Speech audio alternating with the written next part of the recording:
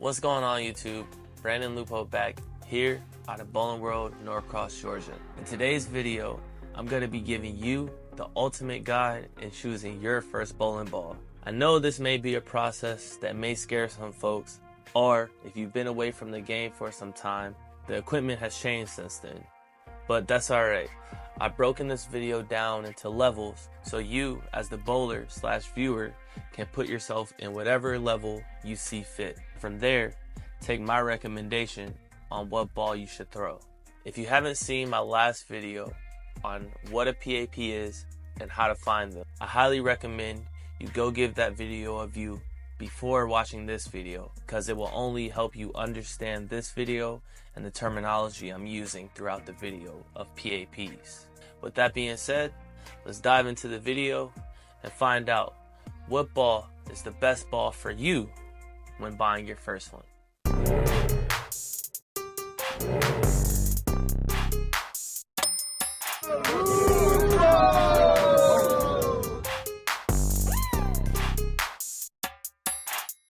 One of the very first factors that you should take into consideration when purchasing your first bowling ball is what weight do you want to throw.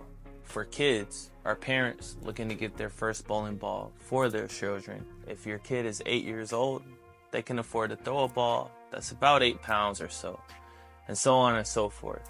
For adults, choosing your weight is normally going to be determined off of what house ball have you been throwing majority of the time when you hit the lanes. For example, you've been throwing a ball that's 10 pounds. Well, with house balls, because these balls are not fitted directly to your hand, you're actually throwing some dead weight in there.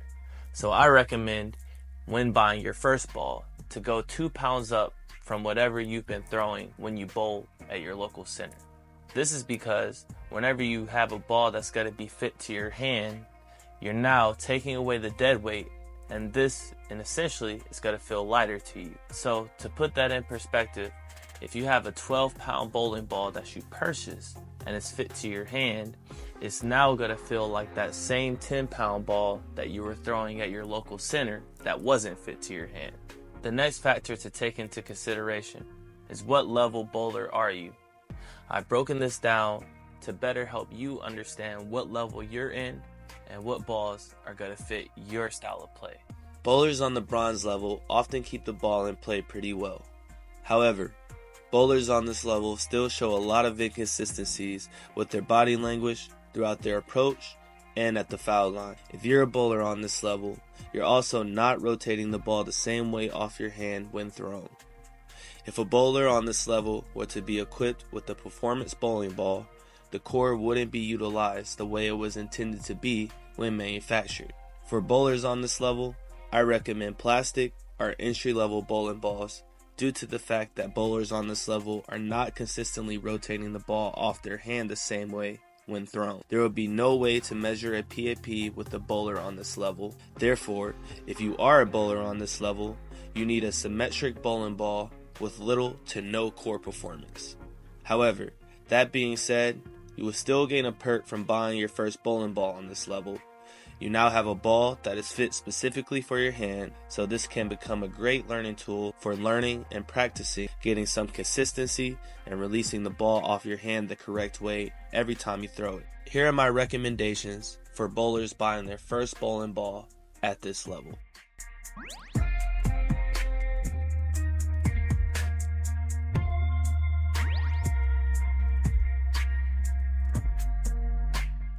For bowlers on the silver level, they've pretty much found themselves showing more consistencies from their approach to the foul line.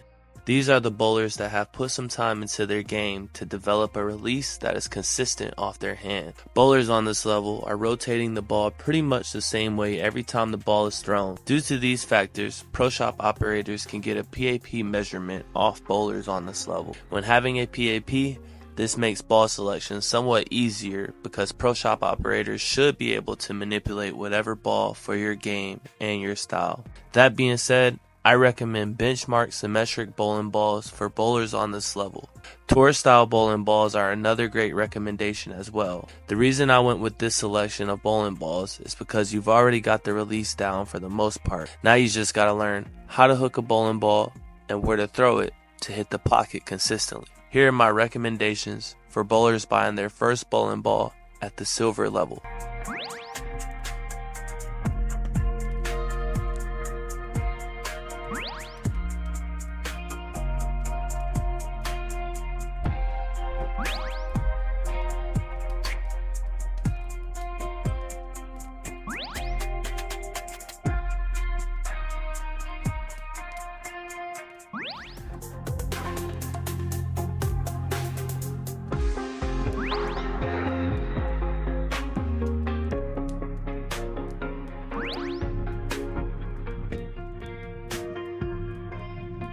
Bowlers on the gold level have a full understanding of their game.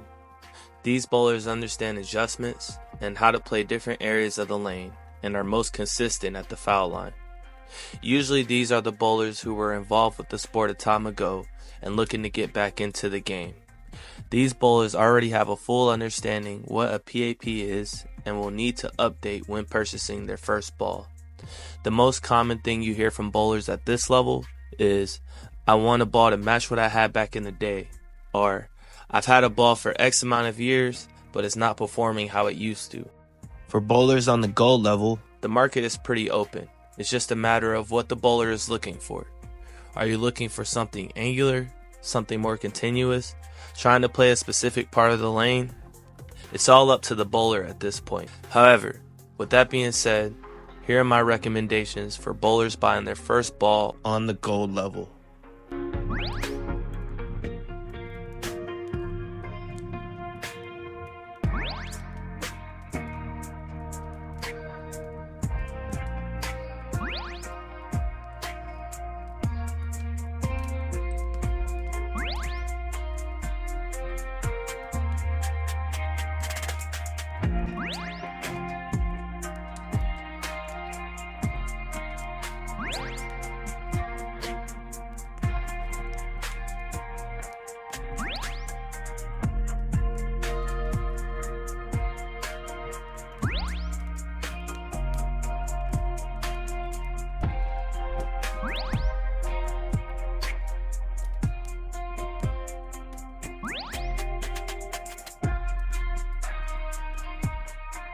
So there you have it. That was my ultimate guide on choosing your first bowling ball. Hopefully now you have more of an understanding on how to do so and what you're looking for. So next time you go searching, you'll know exactly what to get and what to do when you walk in your pro shop. Thank you for watching this video.